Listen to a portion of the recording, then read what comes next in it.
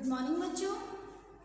आज हम कक्षा 7 की हिंदी का पाठ 12 समय बड़ा बलवान इसको अध्ययन करेंगे।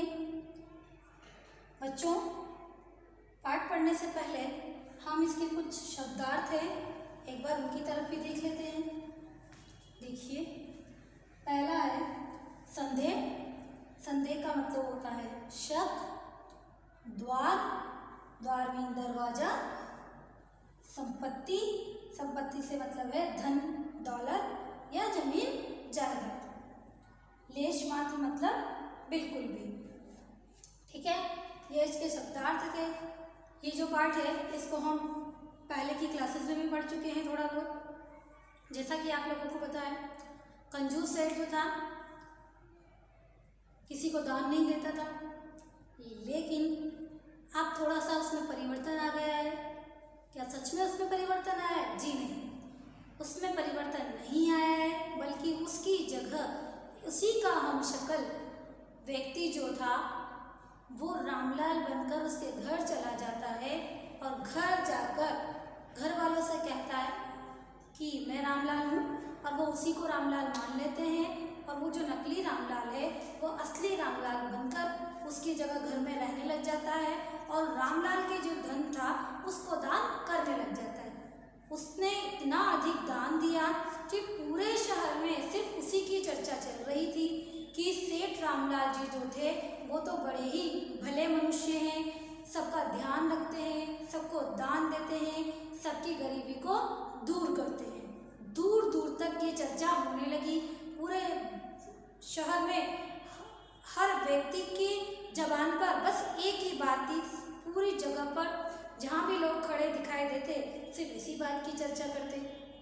अब जब चर्चा हो रही थी तो होते होते होते होते ये बात असली सेठ जो था रामलाल उसके कानों में भी पड़ी।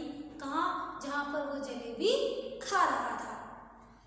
उसने देखा कि सेठ रामलाल बहुत अच्छा, उसने सुना और देखा कि लोग कह रहे हैं कि सेठ रामलाल बहुत अच्छा है, सबका ध्यान रख रहा है, सबकी गरीबी को दूर कर रहा है। इस तरीके की जो प्रसन्नता पूर्वक जो बातें लोग कर रहे थे, उसकी प्रशंसा कर रहे थे। ये बातें सुनकर सेठ रामलाल को असली जो था, असली सेठ, उसको बहुत ही अच्छा लगा। क्यों? क्योंकि इसके पहले इतनी अच्छी अच्छी बातें उसने खुद के लिए कभी नहीं सुनी थी। और सुनता भी कैसे? वो तो कभी किसी को कोई दान नहीं करता था, किसी की कोई सहायता नहीं करता था। दूसरों की सहायता करना तो बहुत दूर की बात है, वो तो अपने घर वालों को भी अच्छी प्रकार से नहीं रखता था। सुनते सुनते वो प्रसन्न ही हो रहा था। अचानक एक किसान जो था वो उसे बैलगाड़ी पर जाता हुआ नजर आया। वो भी यही कह रहा था, सेठ रामलाल धन्य हो, सेठ रामलाल धन्य हो, जिन्होंने मेरी गरीबी दूर कर दी। तो सेठ जी ने उसे रुकाया और कहा, रुको, कौन हो तुम? तो वो कहता है, मैं किसान हूँ और पहले गरीब था लेकिन अब नहीं हूँ। तो वो उस असली सेठ पूछता है, क्यों, ऐसा क्या हो गया? तो वो कहता है किसान कि सेठ रामलाल जी बड़े ही भले मनुष्य हैं, उन्होंने मेरी सारी गरीबी को दूर कर दिया। अभी कुछ दिन पहले मैं बहुत ही गरीब था और मैं सेठ रामलाल जी के पास गया तो उन्होंने मुझे बेल दिए, दान में गाड़ी दी और साथ में बहुत सारी धन दौलत भी थी, जिससे मेरी गरीबी दूर हो गई। सेठ जी ने उसके बेलों की तरफ देखा, गाड़ी की तरफ देखा, तो जैसे ही उन्होंने बेलों की तरफ देखा, उन्होंने अब तुरंत अपने जो बेल थे वो पहचान लिए। अब उनको पता था कि ये बेल मेरे हैं और मैंने तो दान किए नहीं है। तो उन्होंने किसान से कहा, तुम झूठ बोलते हो, सेठ रामलाल ने तुमको ये बेल दान में नहीं दिए हैं, ये तो तुम चोरी कर कर लेकर आए हो। जैसे ही वो चोरी का आरोप उस किसान पर लगाता है, किसान कहता है कि जरा मुंह संभाल कर बात करो, सेठ रामलाल के बारे में तुम ऐसा नहीं कह सकते और उनके द्वारा दिए गए दान को तुम चोरी कैसे कह सकते हो? उन्होंने मुझे खुद ने ये दान में दिए हैं, इसलिए मैं ये चोरी कर कर नहीं लेकर आया हूँ। इसलिए जो भी बोलना है वो सोच समझ कर बोलो। बोलने से पहले ये सोचो कि तुम क्या बोल रहे हो। सेठ जी ने जब किसान से ऐसी बातें सुनी तो फिर उन्हें थोड़ा सा संदेह का मतलब देखा था हमने, शक हुआ कि ये कह क्या रहा है। मैंने इसको ये ना बैल दान में दिए हैं, ना गाड़ी दान में दिए, ना धन दिए, फिर भी ये मेरा ही नाम लिए जा रहा है। फिर उन्हें कुछ गड़बड़ नजर आई कि कहीं ना कहीं कुछ ना कुछ तो गड़बड़ जरूर है। अब सेठ जी का मन जो है वो व्याकुल होने लगा। उन्हें समझ नहीं आ रहा था कि चल क्या रहा है। अब जो लोग प्रशंसा कर रहे थे उन्होंने उसके बारे में भी सोचा कि ये सब भी सेठ रामलाल का नाम लिए जा रहे हैं, लेकिन मैंने तो किसी को कुछ दिया ही नहीं है।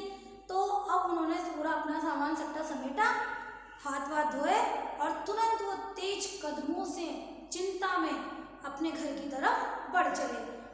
अब वो अपने घर गए। जैसे घर पे पहुंचे तो घर जाने के बाद दरवाजा खोलकर जैसे ही घर के अंदर जाने लगे, चौकीदार उनके नौकर जो था उसने उनको वहीं रोक लिया। सेठ जी ने पूछा और कि क्या है, क्यों रोक रहे हैं? तो चौकीदार कहता है तुम कौन हो और कहाँ धड़धड़ाते हुए गुस्से चले आ रहे हो, अपना घर समझा है क्या? तो सेठ जी कहता है हाँ तो मेरा ही घर है, मैं तुम्हारा मालिक हूँ, मेरा नाम रामलाल है।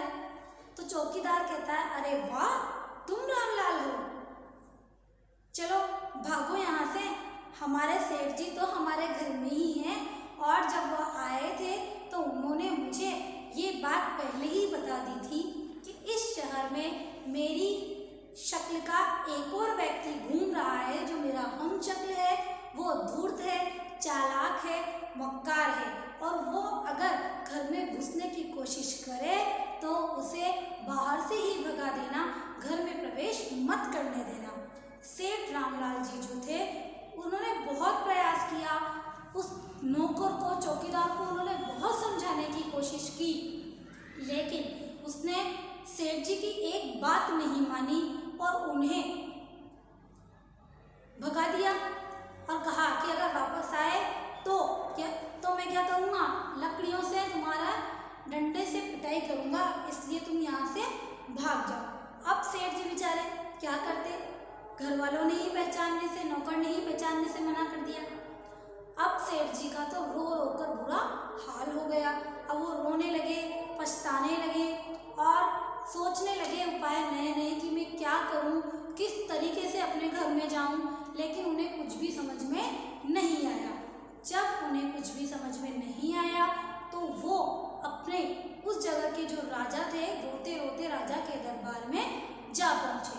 ठीक है, एक बार हम ये आज की क्लास में हम इतना ही पढ़ेंगे, लेकिन एक बार फिर हम वापस देख लेते हैं कि सेठ जी जो थे जब लोगों से प्रशंसा सुनते हैं तो उन्हें शक होता है और शक होने के बाद वो जब अपने घर जाते हैं तो चौकीदार उन्हें पहचानने के लिए क्या कर देता है, मना कर देता है और क्या कहकर भगा देता है कि तुम क्या हो, हमारे सेठ जी के हम शक्ल हो, जबकि ऐसा नहीं था।